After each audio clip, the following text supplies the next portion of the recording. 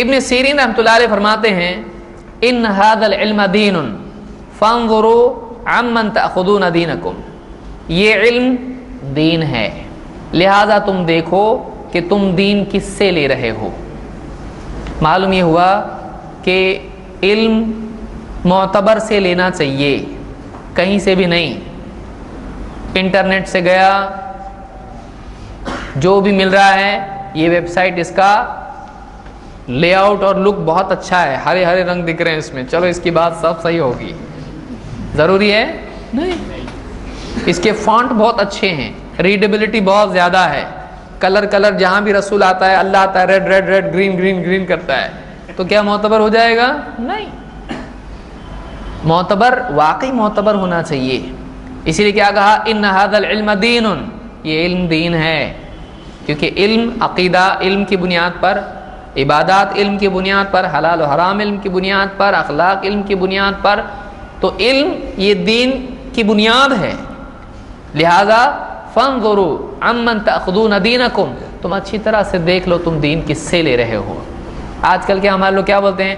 حق بات کہیں سے بھی ملے لینا چاہیے۔ آپ کو پہلے معلوم کیسا پڑے گا وہ حق بات ہے؟ چیک کس سے کریں گے وہ حق ہے؟ اس کے لیے علماء چاہیے کہ نہیں چاہیے؟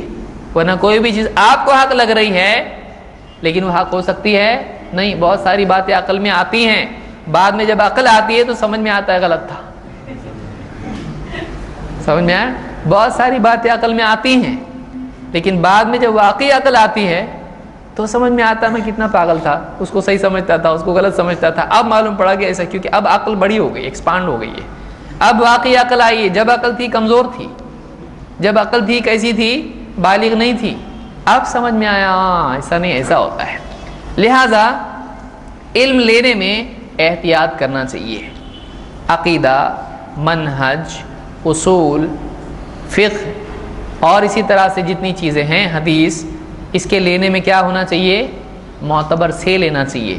ہاں اگر غیر معتبر آ کے وہی بات بیان کرے جو معتبر بیان کر رہا ہے، ٹھیک ہے بھائی آپ نے صحیح کہا، آئیے یا جائیے، کر سکتے ہیں ہم لوگ، لیکن اس کے پیچھے جائیے، یہ ایک بات صحیح بولا اس نے، اس کے لیے اس کے پیچھے چلو، یہ ایسا ہی ہے جیسے شیطان نے ایک بات صحیح بول دی تو شیطان کو اپنا استاد آدمی بنا لیا۔ ابو ہریرہ رضی اللہ تعالیٰ سے شیطان نے ایک حدیث بیان کیا کہ نہیں کیا؟ رات میں سونے سے پہلے کیا پڑھنا ہے؟ تو کیا انہوں نے استاد بنایا اس کو آ کے چیک کیا اللہ کے نبی صلی اللہ علیہ وسلم سے؟ تو اس کی صحیح بات مانی جائے گی لیکن چیک کر کے کہ واقعی صحیح ہے کہ نہیں۔ تو ابو ہریرہ رضی اللہ عنہ نے ایسا کیا کہ نبی سے چیک کیا اس کو صحیح ہے کہ نہیں ہے۔ یہ نہیں کہ مستقل اس کے پیچھے روزانہ آیا کرو مجھ کو پڑھایا کرو، ایسا نہیں کہا۔ تو ہمارے لوگ غلطی کرتے ہیں اس میں کہ کوئی ایک آدمی اگر ایک بات صحیح بول دے تو اس کے پیچھے چلنے لگ جاتے ہیں کہ اس کی یہ بات فلانی بہت اچھی ہے۔ ایسا نہیں ہونا چاہیے۔ ہو سکتا ہے وہ کسی ایک مسئلے میں اللہ کا وجود ہے ثابت کرنے میں اچھا ہو لیکن اللہ کی صفات بتانے میں وہ فیل ہو جائے۔ بہت سارے لوگ ہیں غیر مسلموں سے بات کرنا، ان سے ڈیبیٹ کرنا وغیرہ صلاحیت ہوتی ہے، اللہ کا وجود ہے وہ ثابت کر سکتا ہے، لیکن اللہ کی صفات کا جب مسئلہ آئے گا تو یہ بولنا شروع کر دے اللہ ہر جگہ ہے، اور اللہ کی صفات کا انکار کرنا شروع کرے، اس کی تعویل کرنا شروع کرے۔ لہذا یہ ایک مستقل باب ہے۔ یہاں پر یہ حدیث کے سلسلے میں بات کہی گئی ہے، اسی لیے ابن سیرین رحمۃ اللہ علیہ ایک دوسری روایت میں کہتے ہیں جس کو امام ابن ابی حاتم نے الجرح والتعدیل میں ذکر کیا ہے، کہتے ہیں کہ کان یقال انما هذه الاحاديث دین فانظروا عمن تاخذونها، ہم سے پہلے بھی لوگ یہ کہا کرتے تھے کہ دیکھو یہ حدیثیں دین ہے، یہ حدیثیں دین ہے، لہذا تم یہ اچھی طرح سے دیکھ لیا کرو کہ تم کس سے اپنی حدیثیں اپنا دین لے رہے ہو۔ تو معلوم ہوا کہ راوی دیکھ لینا چاہیے کہ کون حدیث دے رہا ہے۔ بہرحال ہم لوگوں کے لیے تو آج یہ چیز نہیں رہی، لیکن اس اعتبار سے بات باقی ہے کہ ہم صرف معتبر سے علم لیں۔ حدیثیں تو لکھی جا چکی ہیں، اب ہم تھوڑی اپنی سند سے بیان کریں گے حدثت یا اس طرح سے حدثنی ابی یا حدثنی فلان، ہم نہیں بولتے ہیں آج ایسا۔ آج تو ہم صرف حوالہ دیتے ہیں، بخاری میں ہے، مسلم میں ہے، لیکن کوئی آدمی آ کے ہم سے کہے فلاں حدیث ہے تو ہم کو دیکھنا پڑے گا کہ واقعی معتبر ہے کہ نہیں ہے، اس کو چیک کرنا پڑے گا ہے کہ نہیں ہے، تو ہے نہیں تو نہیں ہے، لیکن اس کو مستقل استاد نہیں بنا سکتے ہیں۔ عبد الرحمن ابن مہدی فرماتے ہیں، یہ محدثین میں سے کہتے ہیں لا یکون اماما یحدث بکل ما سمع ولا یکون اماما یحدث عن کل احد۔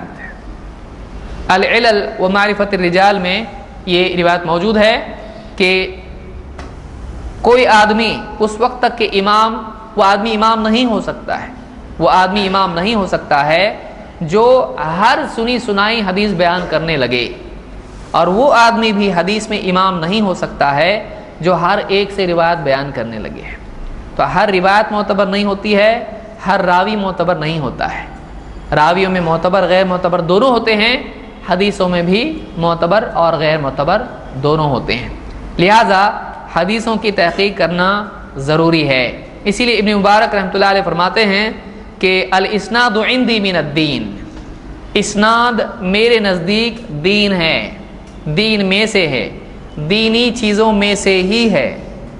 ولولا الاسناد لقال من شاء ما شاء، اگر سندوں کا بیان کرنے کا، محفوظ کرنے کا سلسلہ نہ ہوتا تو ہر آدمی جو چاہتا کہہ دیتا۔ فَإِذَا قِيلَ لَهُ مَنْ حَدَّثَكَ بَقِيَ، جب اسے کہا جاتا ہے اچھا یہ تو بتاؤ یہ جو تم حدیث بیان کر رہے ہو تم سے کس نے بیان کی، چپ ہو جاتا ہے۔ کیوں؟ اس لیے کہ اوپر جو نام بتائے گا اس سے جا کے جب کنفرم کریں گے وہ بولے گا میں نے تو حدیث بتائی، ایسی کوئی بیان نہیں کی، تو یہ جھوٹا ثابت ہو جائے گا۔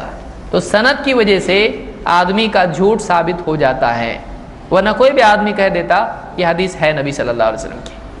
لہٰذا سندوں کا اہتمام علماء نے کیا، اور سند کی حفاظت کی وجہ سے آج دین محفوظ ہے، ورنہ اللہ کے نبی صلی اللہ علیہ وسلم کے نام سے کوئی بھی آدمی کچھ بھی بول دیتا۔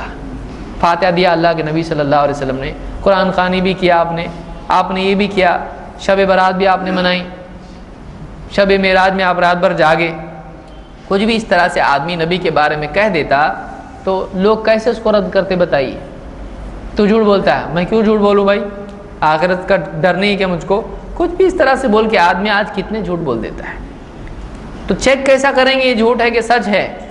تو سند کی وجہ سے معلوم پڑتا ہے۔ لہذا علماء نے اپنے زمانے میں اس کا خاص اہتمام کیا اور سندوں کی حفاظت کی گئی اور حدیثیں محفوظ کی گئیں۔